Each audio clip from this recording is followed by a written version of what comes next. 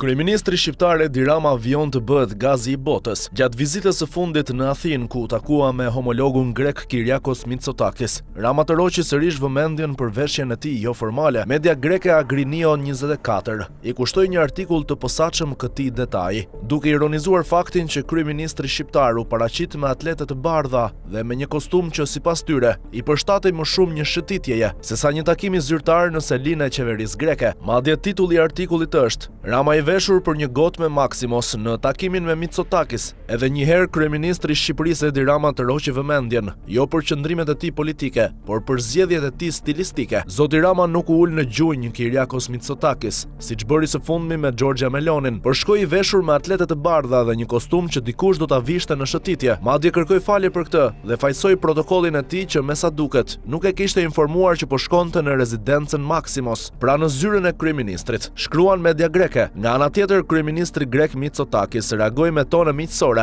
duke theksuar se e vlerëson stilin e veçantë të Ramës. E dim që je gjithmonë krijues në mënyrën se si vishesh dhe kjo na pëlqen, është përgjigjur ai sipas medias greke. Në fund artikulli ironizon situatën, duke përmendur edhe qenin e pranishëm në ambientet e pritjes, si një dëshmitar i habitur i skenës. Edhe Pinat mbeti i çuditur.